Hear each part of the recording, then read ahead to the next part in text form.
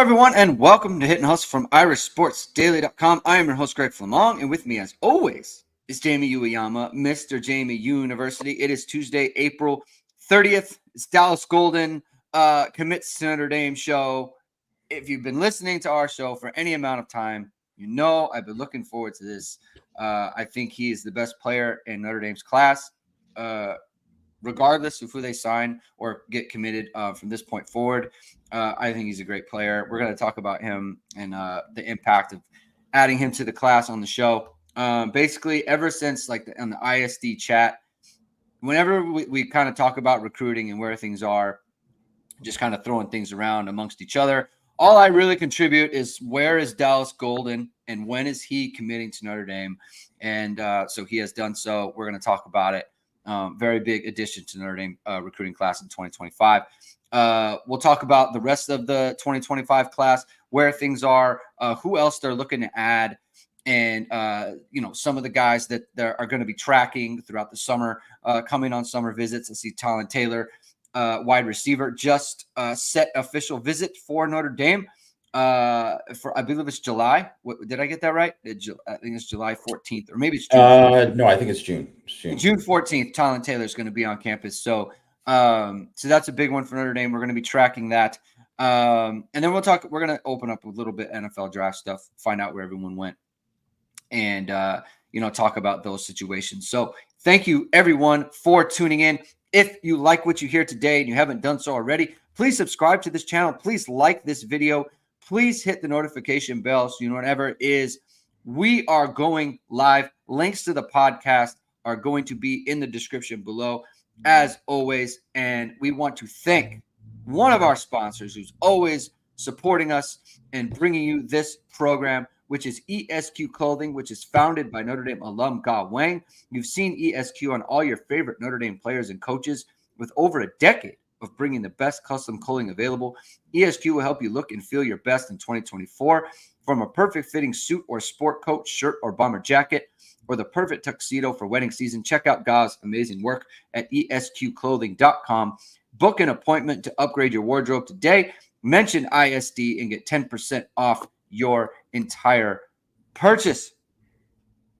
Jamie, let's talk about the NFL draft real quick.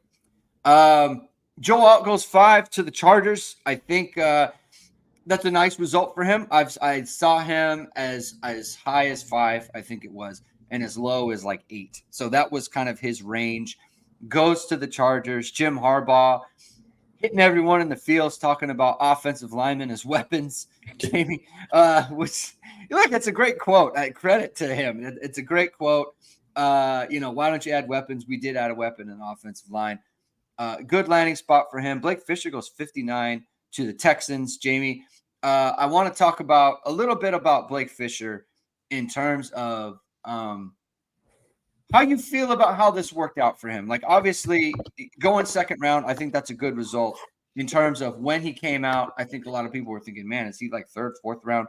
Goes second round, goes mid-second round, or mid-late second round.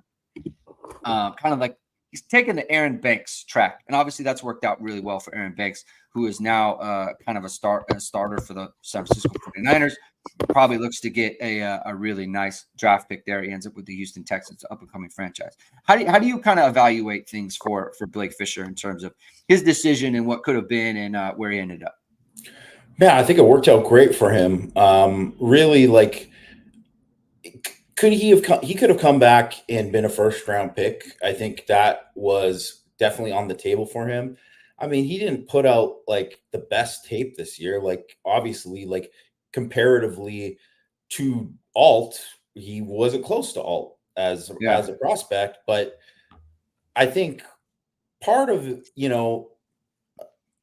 judging Fisher and Notre Dame fans evaluating Fisher is, one, comparing him to Alt, which, you're comparing to another guy who went 5th overall. Right. And you're also comparing him to the tackles from, years past. And he's probably, just in terms of what the kind of season he had, it was closer to, Eichenberg, Hainsey than it was Martin, Stanley, Martin Stanley alt, right? So I think that's one of those things where, he's judged from a Notre Dame perspective in a certain way. And really, when you look at it, this was like a stacked class in terms of offensive tackle for Right. the NFL draft. And I mean, he basically was in the next tier of tackles that went, and was like, when he went, then a run of tackles went. So he kind of off the board there, which kind of just shows you like exactly what people think of his talent. I mean, the guy was like he didn't start his first full year because he was hurt. Essentially like a 3-year starter. And I think most people would have said that he was going to be a 3-and-out guy. And I think he already kind of had it in his mind that he was going to be, a 3-and-out guy, like early on too. So I think that was just one of those things where he kind of already had made that decision and was just going to kind of roll with it. And I mean, I don't know how it couldn't have turned out better for him, because one, he goes in the second round, so he's still like, getting a pretty decent chunk of change to play.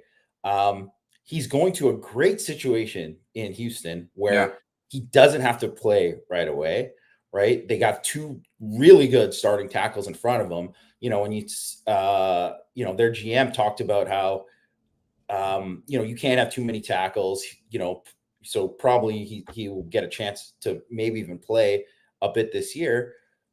But he gets to kind of learn from these guys. He gets to go and play in a really good offense with CJ Stroud and a bunch of good pieces there. They're going to be like, it's going to be a winning program there. And he doesn't have to rush onto the field. And whenever they decide to kind of move on, from Laramie Tunsil or Titus Howard, he should be, as long as he does what he needs to do, he should be next in line to start there and be in a good position. So I was thinking that there or Philadelphia would have been a great place. Obviously, Philadelphia's got the great O-line coach, Jeff Stoutland, and Lane Johnson is a phenomenal player. Yeah. He's on the back 9 of his career. Like he's close to, he's not going to play too many more years. Right. So that would have been a great situation for him. And I know that was like a team that was interested in him as well. But really, I think even if, so Kansas City drafted, I believe, the kid from BYU, Kingsley. Sorry, I don't want to butcher his last name, right? The Polynesian kid from BYU who went to Oregon originally, right? Well, that guy's going to have a chance to start for them right away. And not that wouldn't have been good for Blake if he went there and, you get a chance to start. That's great. But I do think that it would have been a lot of growing pains for him, and he might have struggled a bit. And now he gets to kind of dip his toes in the water and then just kind of ease in and learn instead of just being forced into it. Because I think he might have had a tough time if he was doing it, because he's not as pro ready as alt. Yeah, and it's an interesting situation. Rajon asked the question if they move Fisher to guard. I feel like he needs to get bigger if he's going to be guard, because he slimmed down quite a bit, so he's sitting there at 310. I think he needs to get 320, 330 if he's going to be a guard. I don't know if he's big enough right now to be a guard. I know a lot of people saw him as a guard when he came to Notre Dame, but it's like he's now. He's got to get some bulk back, I think, if he's going to be a guard. So that remains to be seen. They was asked in the press conference, after their day 2 press conference, and they specifically said they view him as a tackle. They view him as a tackle. They're like, yeah, maybe we would try him out as guard, but they talked about how Titus Howard is like, well, we played him a little bit at guard, but he's a better tackle. He's a better tackle. And they drafted Blake Fisher to be a tackle, not to be a guard. And it's not to say obviously, in the NFL, you carry 7-8 linemen for a game, right? Yeah. So he might have to know it as well. But they didn't draft him to be that. So that's not, I think everyone kind of assuming I think part of it was like previous bias of some people being like, well, he's always should have been a guard. It's like, I mean, he was a pretty good tackle. Like he's, like I said, he wasn't on that top level, but he was still a pretty good tackle and a good enough tackle that they view him as a tackle, and they took him in the second round. Yeah. Marist goes third round to the Cowboys. Pretty surprised for me. Third round seems pretty high for him. My friend who is a Dallas Cowboy fan, he asked me like, what is your take on him? And I was like, third round, I feel like you would want an every down player. And I don't know if Marist is that. Like, I could see it. I see him being like a sub package guy, but it's like, I don't know that you would ever view him as like a steal, like I think he would just go in and be solid. I thought he would be like more fourth, fifth round, like kind of like everyone else. But good for him. I mean, look, it's obviously a great situation, great outcome for him coming out. Estimè goes. I told you he was going to go high. You did say that. You did say that. He tested really well and he moved around really well too. I know that people are impressed with his work. I'll find the quote here. There's a quote from their director of player personnel that I wanted to point out. The Cowboys? Yeah, the Cowboys. Oh, yeah. I know. This is from their VP of player personnel, Will McClay. This is what he said.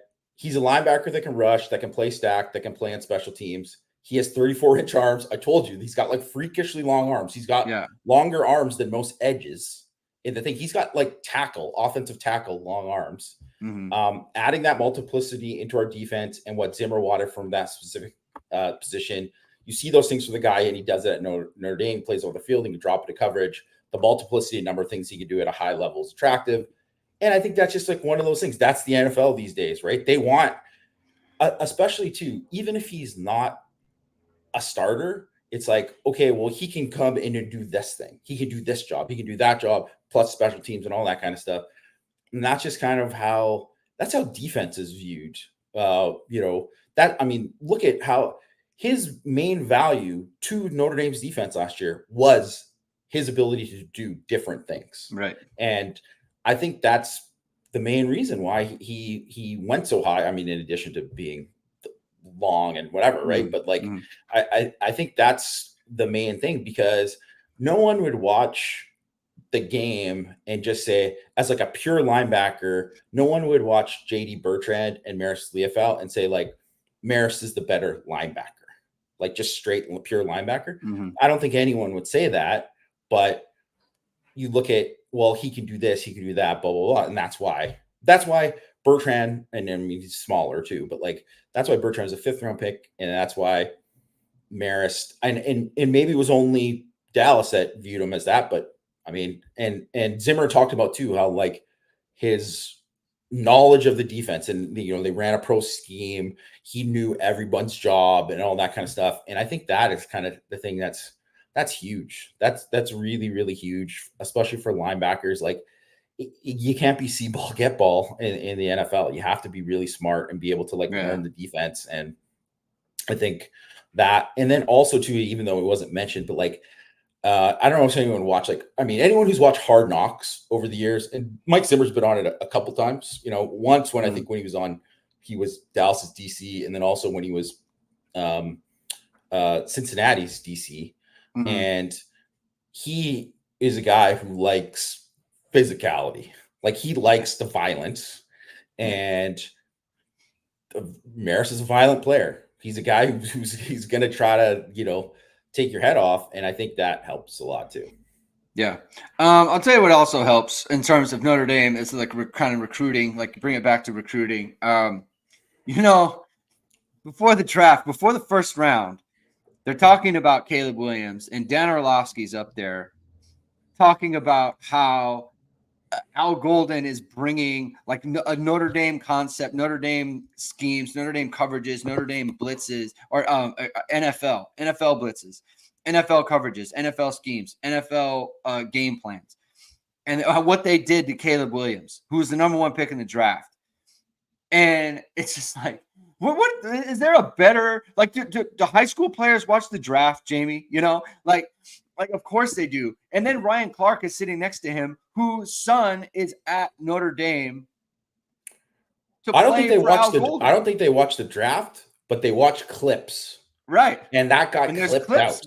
And that got going clipped all out. over the And that place. was why it was a big deal. Yeah. Yeah. I mean, it's just like that's the best like recruiting pitch. Like, you don't listen to us. Listen to these people who are paid to analyze the sport. I'm talking about how they just completely schemed up Caleb Williams. And like Dan Orlovsky saying, like, I can't get this game out of my head. It's just the way that he played against Notre Dame. He finally saw an NFL type defense, and he got worked, you know. So that's a good thing for Notre Dame. Audric Estimè, 5th round of the Broncos. I think people were disappointed, but like, he ran a slow 40. That's just the deal. You run a slow 40, you're going to have that happen. Cam Hart goes 5th round of the Chargers, so he's gonna be back with Alohi Gilman. He's going to be around. Like, the Chargers are like kind of Notre Dame West a little bit in terms of like they've brought in a bunch of Notre Dame players over the years. So that's nice to see. Who else? JD Bertrand, 5th round to the Falcons. He's a Georgia native. I believe 47 minutes from his high school is where their facility is. So that's very nice for him. Javontae Jean-Baptiste goes 7th round to the Commanders. And so to be honest, like, I felt like his measurables, maybe he could have gone a little higher. We're monitoring his pro career. I feel like there's something there with him. Well, I think he's just he's got some one-dimensional. No, not one-dimensional, but he was in college for 6 years and he's got 1 year of production. And that's why he was whatever, right? But like, but still monitoring. We're monitoring. Oh, he definitely, like, I think, you know, if you're looking at kind of like where Romeo Okwara was obviously an undrafted guy, and then, I mean, he had a nice career, right? Like, that's something that I could easily see JJB having a similar career. I don't know if he's ever going to get double-digit sacks in a season, but I mean, is he a guy that could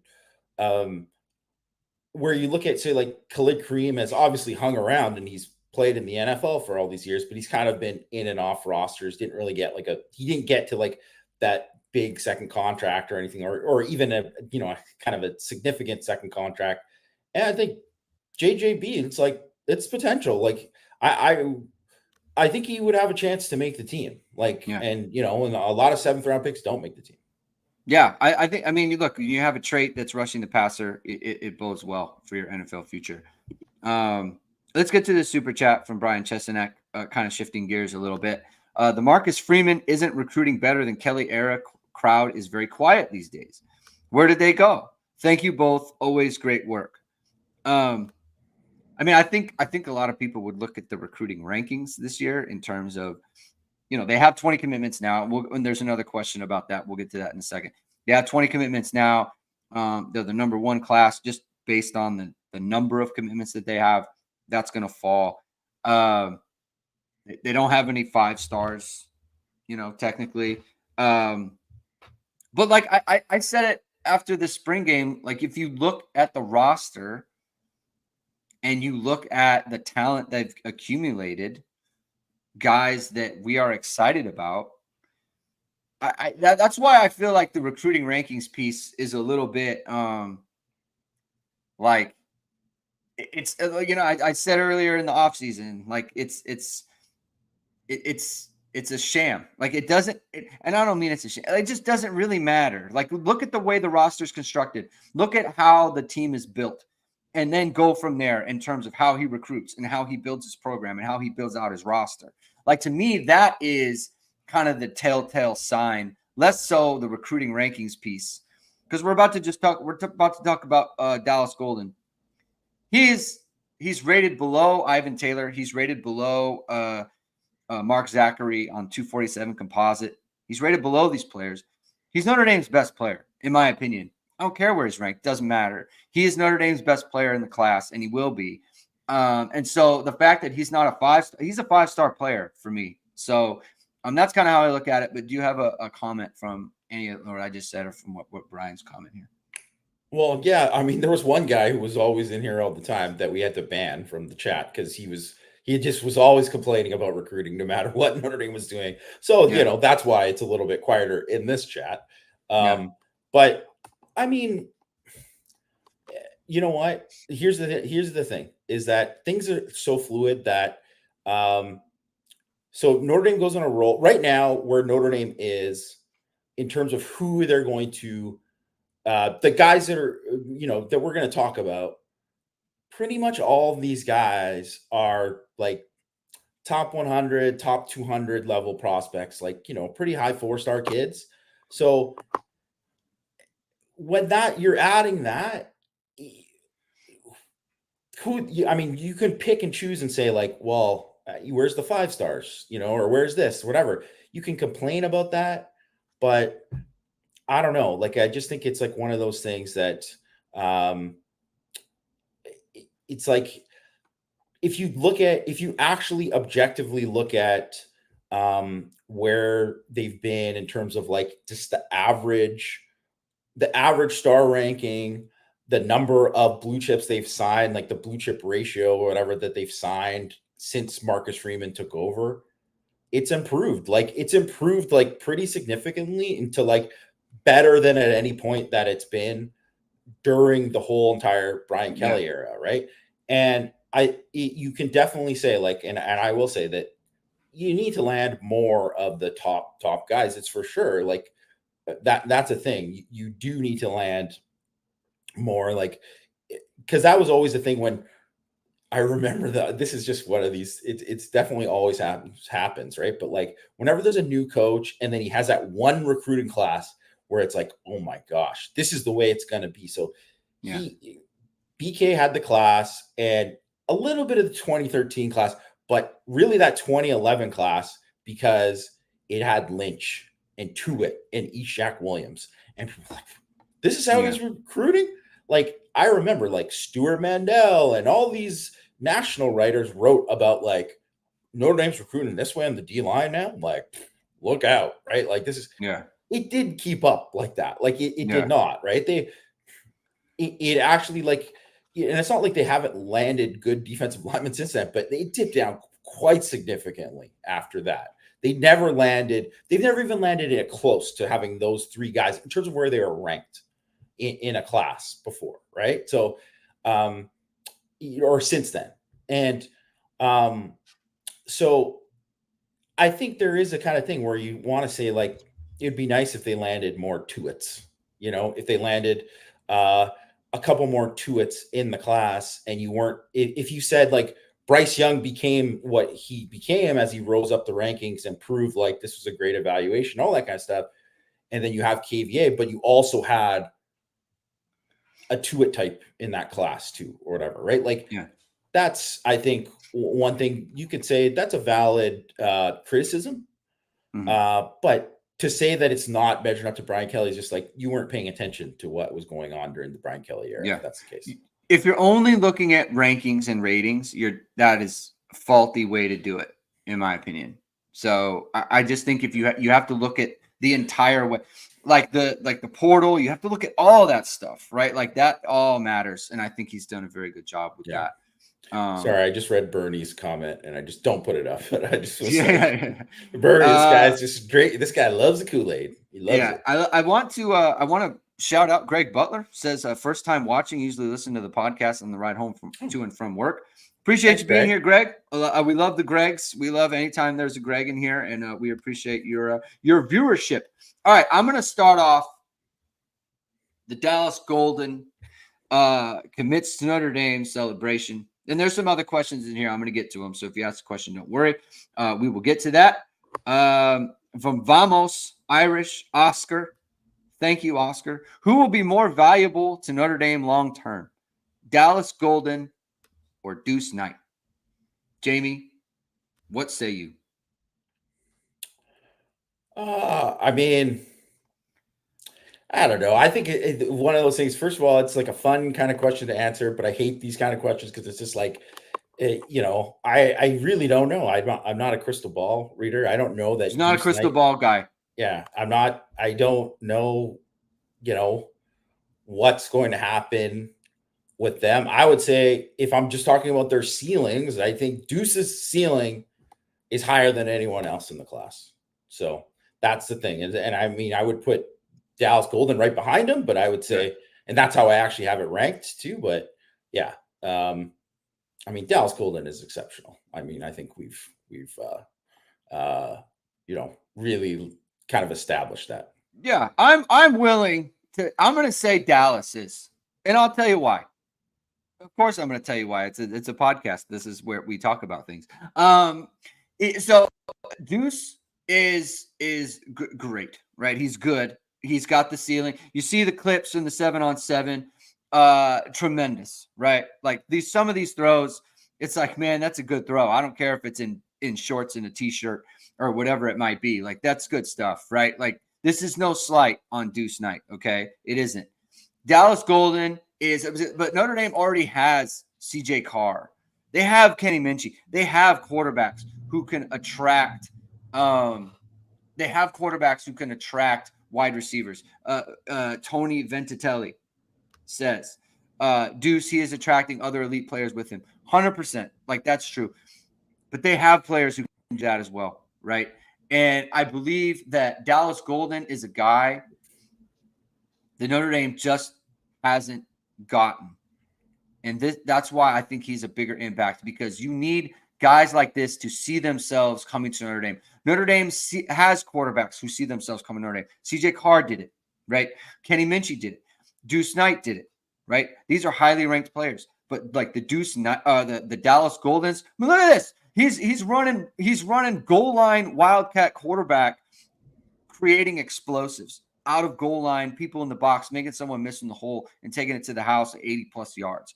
Like this is a type of athlete that Notre Dame needs to get. Okay. Like I listened to you and Mike yesterday on Power Hour talking about, they need to get these guys. And it's like, not just the position, but the speed, the explosiveness. Like I don't like calling him a corner. I don't like calling him an athlete. Like he is a playmaker. His position is playmaker. And this is why I would say, like, put him on offense as well, because he will make plays for you. You have a guy like this who can just affect the game so many types of ways. You're doing the opponent a favor if you just put him at corner, right? If you just put him at safety, you're doing the opponent a favor. You want him to affect the game as many ways as possible. And that's why I look at Dallas Golden as like a very special football player, not corner, not athlete, like football player. And you need that, right? Just like Kyron, when Kyron came, like whatever his ranking was, it's like you see his ranking, you say, well, because he's smaller, he doesn't have a great 40, right? And you see that, but you watch his film and you think, man, this guy is he's a baller. He's just a football guy, is good in any type of situation. They put Kyron at safety and he was doing it, but it's like, he's not going to be a safety. He's too small. Dallas Golden doesn't have any size limitations. And so it's not that I think it's a ridiculous claim to say Deuce Knight, because he is like, I don't like using the term freak, but he is an athletic marvel in terms of his size, explosiveness, his leaping ability, his throwing ability, right? If it ends up being him, then you can't say it's a surprise to anyone, because he's awesome. But I just think Dallas Golden is going to have an exponential effect on the Notre Dame program going forward. I'm over the moon. I'm so excited. I can't wait to cover him. I truly cannot. I am. This, Jamie. I'm out of my shoes with this. So that's how I feel about it. Anything from you? Well, the only thing I'll add is just like, I think you really just hit the nail on the head in terms of just like not kind of pigeonholing him as saying like, this guy's a corner, this guy's whatever, because, and they do project him at corner. So yeah. we'll just clarify that, but yeah. But he could play safety. He could play offense. He might return kicks, right? And also, too, I'm not going to go whatever. I know, Greg, you want the guys to play both ways. I'm not going to go say he should play both ways or anything like that. If they want to give him some stuff there or whatever, fine. But I'll just say, if you look at every big game between like big opponents in college football, and you can go back to like Notre Dame games they won and they lost over the years too, right? As far back as you want to go. But like, just look at just a couple of recent ones. So look at Clemson, the two big wins against Clemson at home, 2020 and 2022. Well, Ben Morrison, it was like a coming out party. It was like, well, Ben Morrison was a difference maker in that game, right? The 2020, Kyron Williams, house call, first play of the game, right? He was a difference maker in that game. Jeremiah Wosu-Koromoa, difference maker in that game. USC this year, X Watts, difference maker in that game. USC 2013, Andrew Hendricks is throwing worm burners. They can't score anymore. They can't allow USC to score another point because they're not going to be able to score another point. Second half of that game, Stephon Tuitt, difference maker, right? So it doesn't have to be like a certain position, but it's a guy that will come up with a play. Can be a guy that is one of those different level of athletes that will come up with a play, whether it's a pick six, a pass breakup, whatever. Go back to the Georgia games that Notre Dame lost. It was like those guys for Georgia, like DeAndre Swift in the 2019 game, right? Yeah. Absolutely. He was a difference maker in that game, right? Like those kind of players are the kind of guys that separate you when you get to the biggest games, when you're playing against the other elite teams, and you just need enough of those guys there because you can have a really great team and you can play with great scheme and all this kind of stuff too. But when you are like, it's like Neo in the Matrix going above and beyond what is possible because he can do it. It's like some guys just have that extra ability that can do it in the big games. And I think Golden, to me, legitimately has that potential, which is why, I think he's a top 100 kid overall, I believe. I think he's a top 50 kid, in my opinion. You said you think he's a 5-star, but like, whatever he is, who cares? Because Kyron Williams wasn't whatever. He has that kind of potential, and I think that's the most important thing to take away from it. And not for nothing, his name is Dallas Golden. Yeah.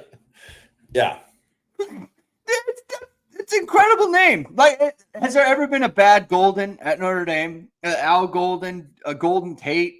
There's never been a bad Golden. It's just his name is Dallas Golden. I mean, it's written in the stars, Jamie. You just don't come to Notre Dame with the name Dallas Golden and you're not just awesome. And by the way, like Deuce Knight, that's a name for you. I mean, when you got Dallas Golden and Deuce Knight leading the class, I mean, there you go, right there. That's something. So it's fantastic. It's a great addition for Notre Dame. It just like completely changes how I think everyone, like the way that everyone views the class, I think it should change how you feel about it because he's that good of a player.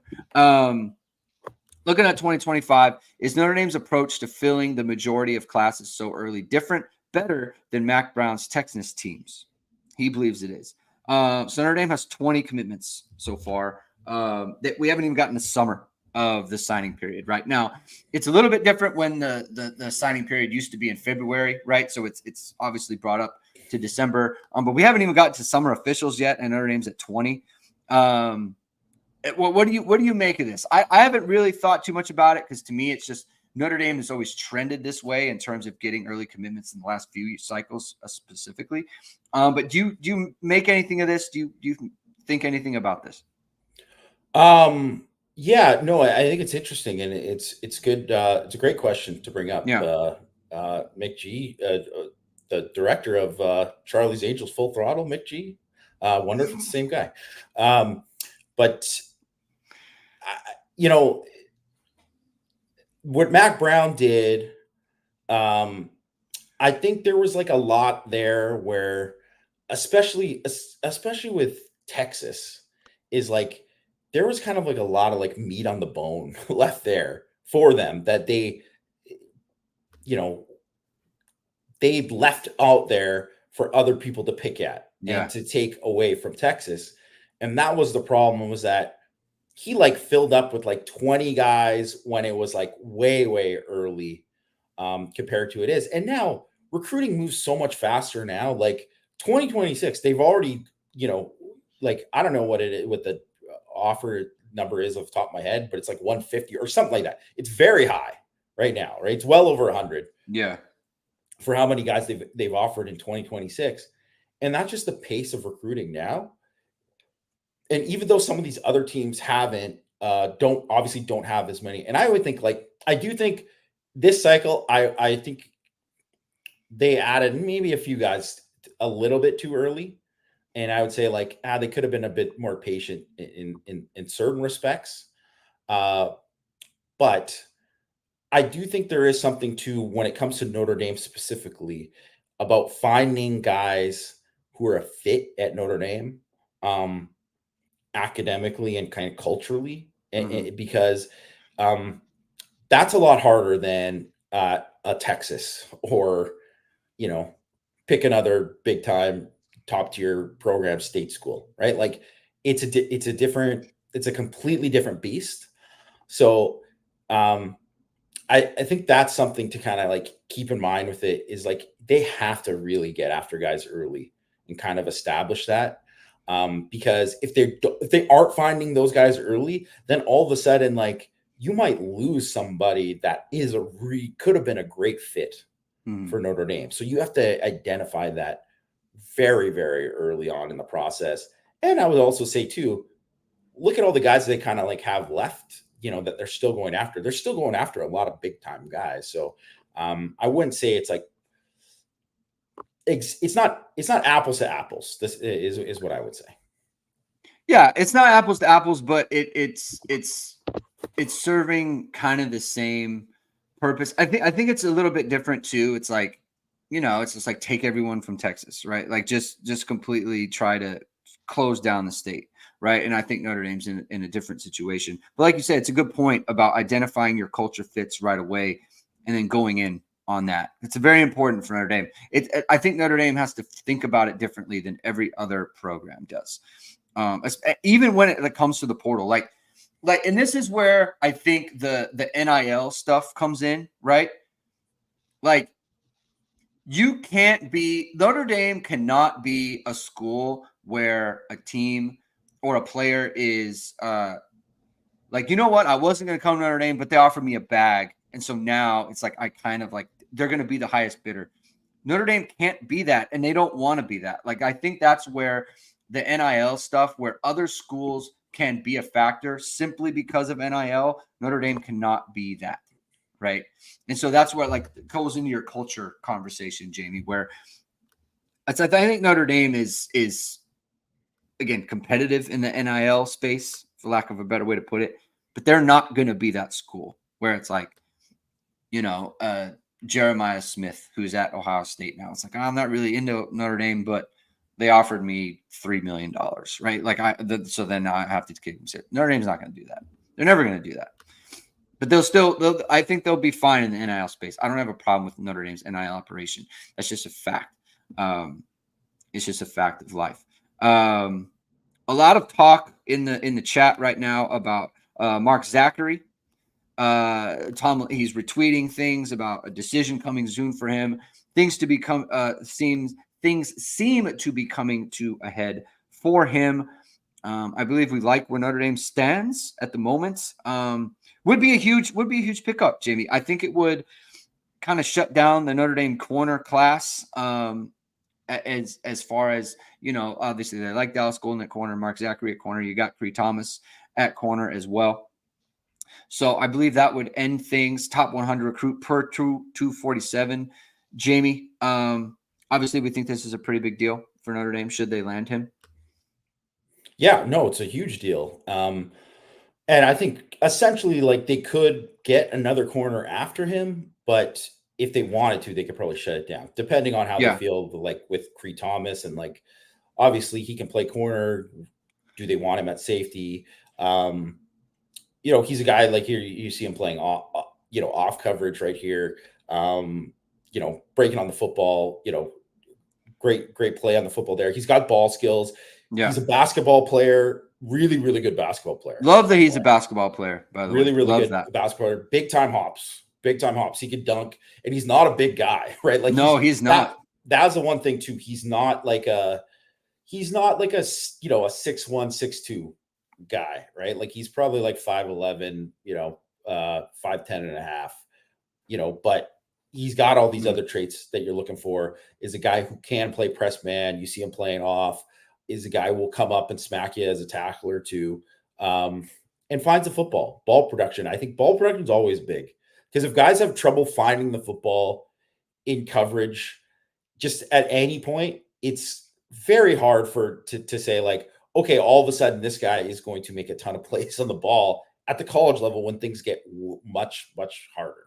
Right. So, I think that's important. And yeah, to me, he's like a kind of like a, borderline top 100 level talent and a very, very good prospect. And like, I always think too, it's always big when there's a guy who is a top, defensive back or receiver or something that normally you can't find in the Midwest that easily.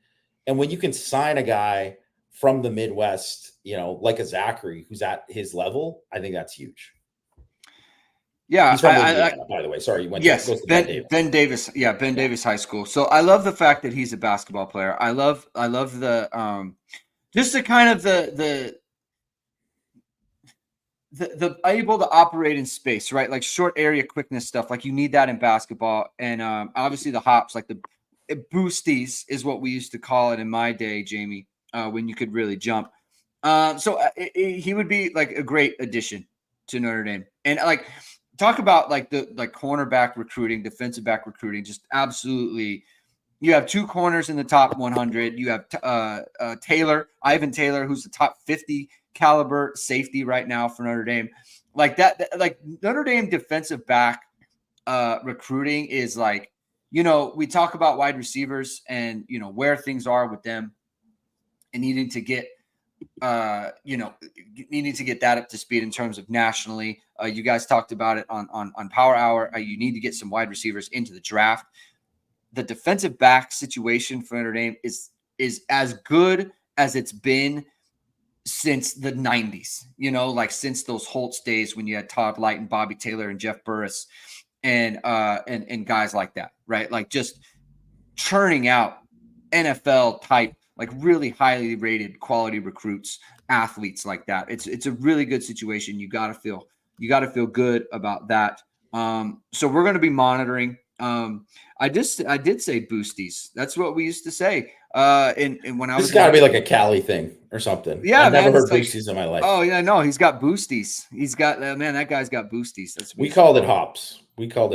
Well, we ran on the boosties in SoCal, 1999. Joe Bro asked about Vyper. You said you weren't really keen. That's why everyone was in. Damian Shanklin was such a big deal because you weren't in on the Vipers in 2025. Not your favorite group, if I recall. No, I don't think it's a deep group overall. Just in general, like I don't think it's like a great year for the Vyper position in general. Like if you look at like almost all the edges that Notre Dame's after, most of them are guys that I would consider like strong side guys, even guys that would maybe grow into, 3 techs, right? So, and that's why Shanklin was kind of like viewed in that way. So like you could say CJ May, who they might have been saying like, well, he's a Vyper. I didn't really see him as a Vyper. Like I saw him as someone who was going to play, strong side and going to be the bigger types. And it's like, so Gabe Kaminsky was like a Vyper that they offered early on. And then they basically took Hulak instead of Gabe Kaminsky. They liked Hulak better than Gabe Kaminsky. So And Gabe Kaminsky, I can't remember if I just mentioned he committed to Stanford, but anyways, he committed to Stanford. And so it's like you could go with guys that you're kind of like lukewarm with, like him, but he's a bit undersized.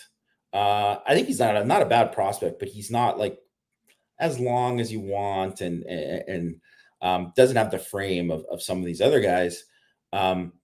So I think it might be better for them to, I imagine this month, May eval period, right? They're off at high schools, they're checking out guys.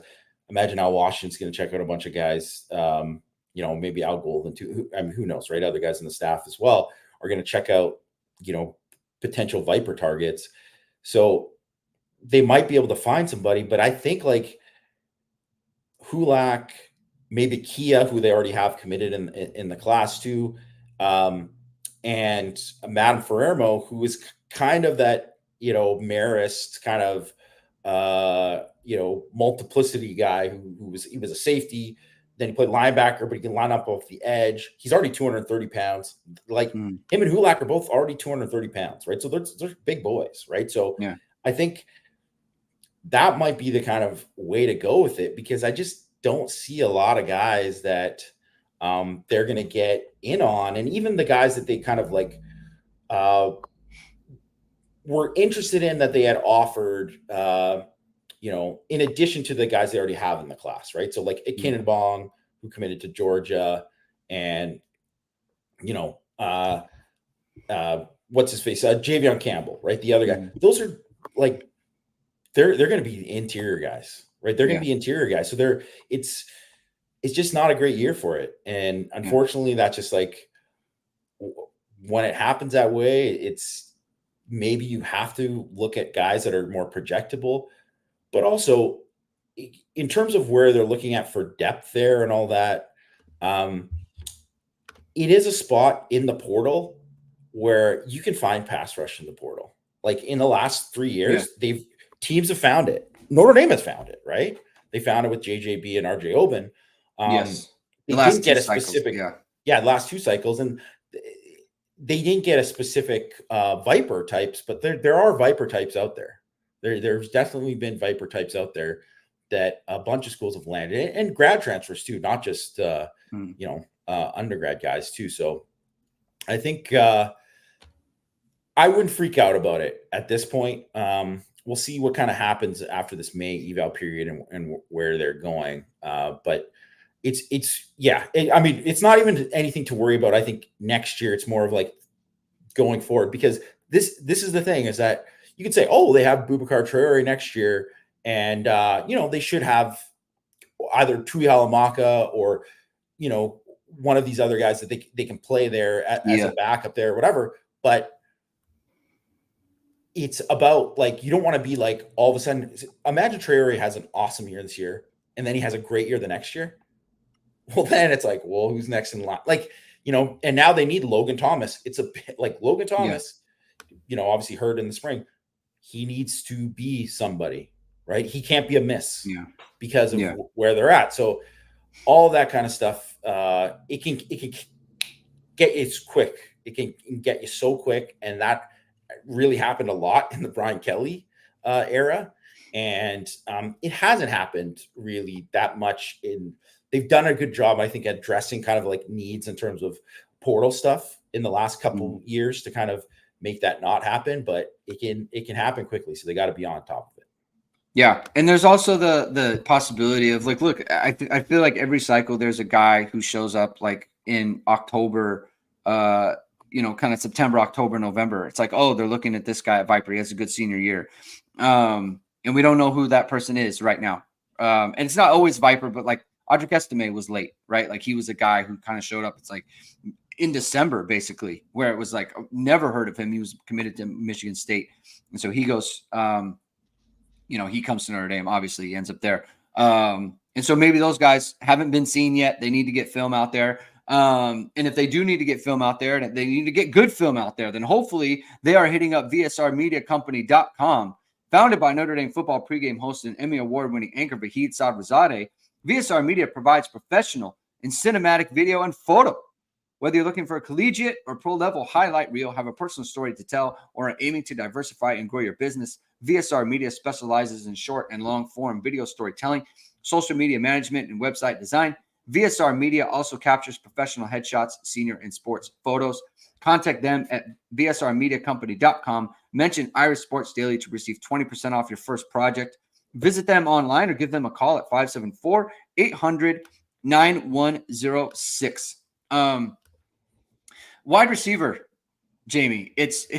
They have a lot in fold right now, but they are still pushing for more wide receivers. They just made an offer yesterday to Dylan Robinson out of California, another 2025 guy that they offered. They are in heavily with Derek Meadows. They are in with Tanu Hines. They are in with Talon Taylor, who's coming in on official visit. Trayvon Boggs is also involved with Notre Dame. Could be taking in Javon Boggs. Sorry about that. He's going to be taking in he's looking to be taking an official visit to Notre Dame. That's 4 guys, ostensibly for 1 spot, 2 spots. I mean, I can't. 2 spots. They're 2 spots. They're getting 2 spots. Adding 2 guys for sure. Okay. So 4 guys for 2 spots. Do you have a strong preference here? I think Derek Meadows is Notre Dame is leading, right? He's visiting Notre Dame, Georgia, and Alabama. Good competition. Good little situation there as far as his offer sheet. Congratulations to him on having some really good options. Notre Dame's been leading for him. They've led for him. I think Notre Dame, or at least Irish Sports Daily, feels good about where Notre Dame stands with Meadows right now. With Tanu Hines, with Boggs, and with Talon Taylor. Do you have a preference? In my opinion, any of those guys is like you can nitpick on which one specifically, but I don't think there is a big drop off in any of players. I think if Notre Dame was to land any of those 3, you'd find yourself in a really good situation there. Is that your read as well? Yeah, that's my take on it as well too. Yeah, I mean, I would probably, if you could rank them any way you want, but it's not like if they ended up with Tanu Hines and Talon Taylor, you're not going to be crying about missing out on Meadows. You'll be fine, right? Like, and if they landed Boggs and Meadows, you'd be like, wow, that's great. Like, yeah. So I think, and also too, like, first of all, I like that. I mean, everybody always worries whenever there's like a new offer, like, oh, what does that mean for whatever? It's like, well, it means they don't have those guys secured and they shouldn't. It's like, you don't want to be in a situation where all of a sudden you are like, man, we're lost out. Because if you look at safety last year, that was the situation, right? Yeah. Where they were like starting to tell guys, hey, don't come on we're not sure about you. And then all of a sudden these guys that they thought were going to be their backup plans committed to other schools. That like it happened to them really quickly. So I'm always about like, if you find guys that you think are good enough, like keep offering them. And then if you land, but out of that kind of like the top 4 group that is there, I think those are like really, really good prospects. So if they land 2 of those 4, like I think they're going to be in a good spot. Yeah, I mean, it's one of those things too, where I think they have to land 2 good ones too, because I do think like Terry, I still don't know if he's just a gadget guy or not, or if he can be more of a receiver. And Burris, who I like the most out of that group, who I do like, and I think he is going to be a pretty decent player. Has a chance to be a pretty decent player. But I think, with Bettis, it's just like, I don't know what it's going to be with Bettis, and he is very much, I would consider, a project. So I think 2 other guys that you kind of feel with high ceilings, I think is important. Yeah. Coach Humph asks, hypothetically speaking, what percentage would each of you rate Notre Dame's likelihood of getting at least one 5-star that is not on the radar right now if Notre Dame is 12-0 in the top 2 or 3 ranked teams? So I would think, to be honest, it's not that it's unheard of. I think that's when you start to like, where's Nathaniel Owusu Boateng at that point? Where is he at?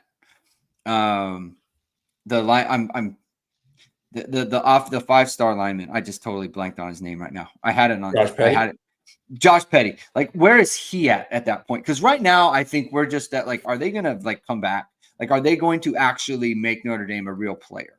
And I think that Notre Dame, in that situation, if they were just like 12-0, running through the schedule, looked dominant, looked really good.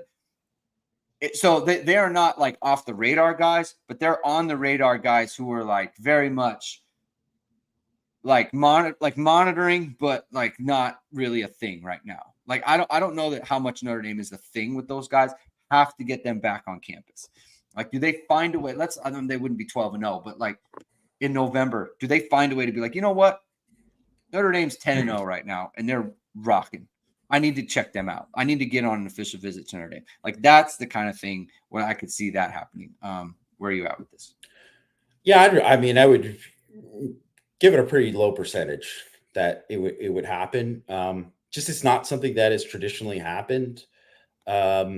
Where Notre Dame with like the late flips in terms of like, I think of like Eddie Vanderdoes as like the example that obviously didn't work out well. Yeah. Someone who's not on the radar. So like they've gone and like flipped back guys like Aaron Lynch. They flipped them back, right? Like, that's something. What I could see and kind of like, with, and hopefully Coach Hump feels good about this, because I think this is something that I could see happen where Notre Dame gets in on somebody who's maybe not totally on the radar right now, but is like a riser guy who ends up as a 5-star in the end of all the process, right? I could see that happening where they're like, all of a sudden it's like, oh, they got in with some guy who's like, maybe they had some kind of contact with, but it was like kind of on the down low. And then it was like, coaching staffs were getting blown up or whatever at some other place or whatever. And then they had a bad season, that kind of thing. Could see that happening. But I think nowadays too, it's like almost it's like with how the portal is set up too, it's like, it's crazy how many guys like Julian Sand just was Alabama and now he's not, now he's Ohio State. So it's like, I could almost see that being more of a scenario. Like I would put almost that as a higher percentage. So where all of a sudden Notre Dame is, and I'm trying to think like,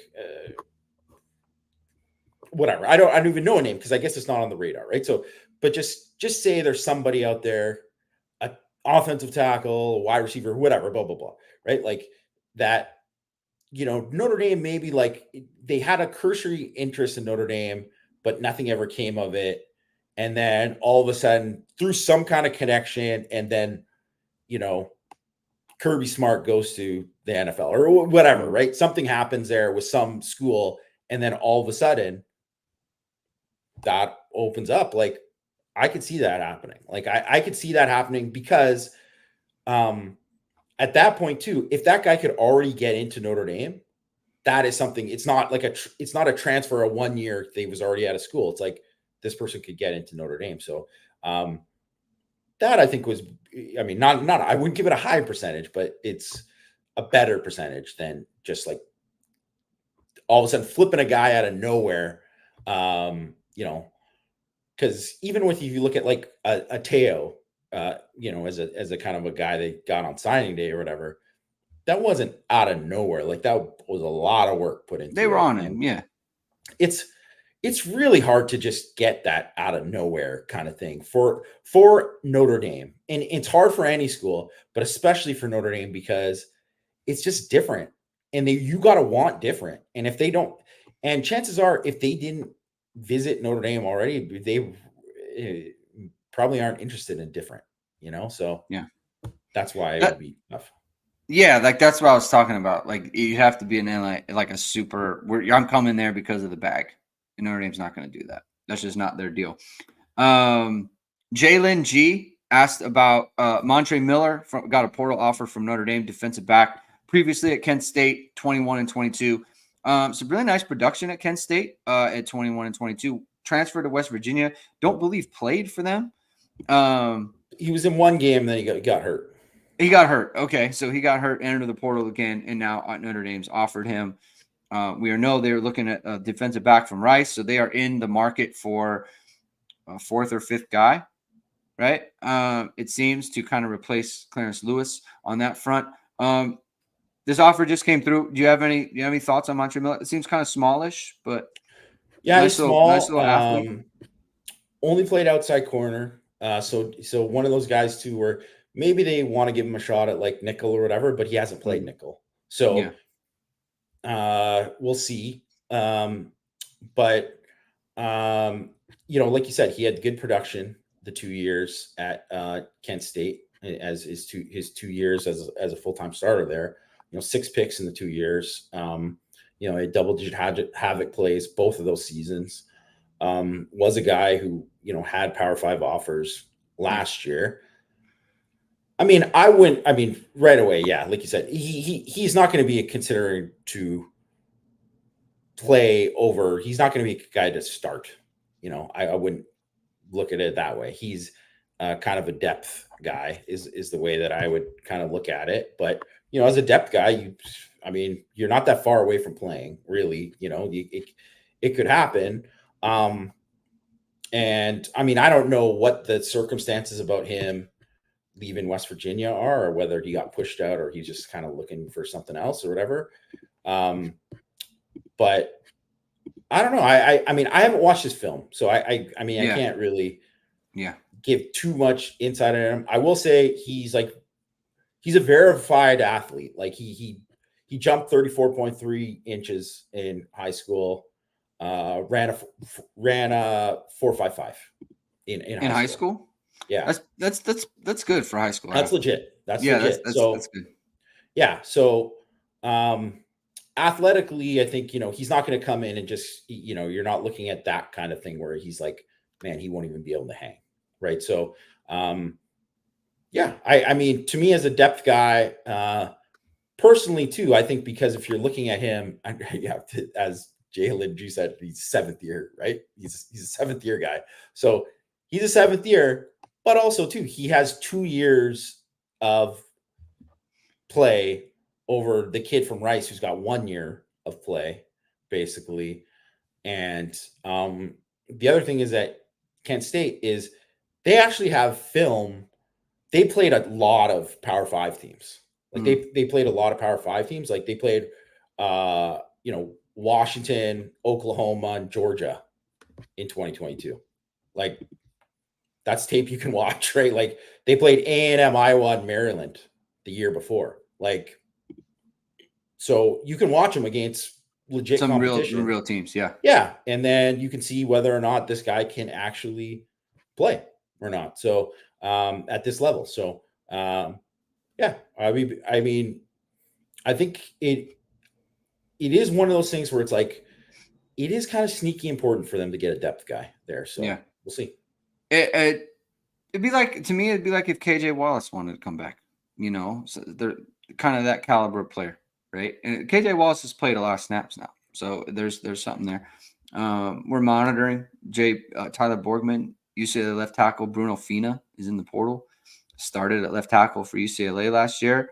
Something to keep an eye on. Tyler Borgman says the right tackle for Michigan State entered also. I don't know if Notre Dame's in on these guys, but I don't know enough about him to know if we're monitoring the portal. We're monitoring the portal for Notre Dame. Today it closes. So I feel like we might be on the way to some medical guys. It could be you got to get to 85. Also too, there's just guys like, I think the other thing is some guys just like decide football's not for them too, another thing too is like we worry about when are these guys going to go in, when are these guys going. Notre Dame is looking to add, right? So they are it doesn't seem to be that they're concerned about numbers. They're not sweating it. Yeah. If they were concerned about numbers, they wouldn't be looking at, at fifth corners or fourth corners or whatever it might be, right? So that's something to keep in mind as well. So we'll keep an eye on the portal. We'll keep everyone monitored. You're going to stay locked into irishsportsdaily.com for all the latest on that. Any updates on the portal if Notre Dame is looking to add a tackle or a defensive back or someone is entering for Notre Dame. So you're going to want to stay locked in, irishsportsdaily.com. Thank you, everyone, for tuning in. If you like what you heard, please hit the like button. Please hit subscribe to this channel. Please hit the notification bell so you know whenever it is we are going live. Once again, links to the podcast are in the description below. We'll be back on Thursday talking more Notre Dame football. Have a good one, everyone. Keep hitting and hustling.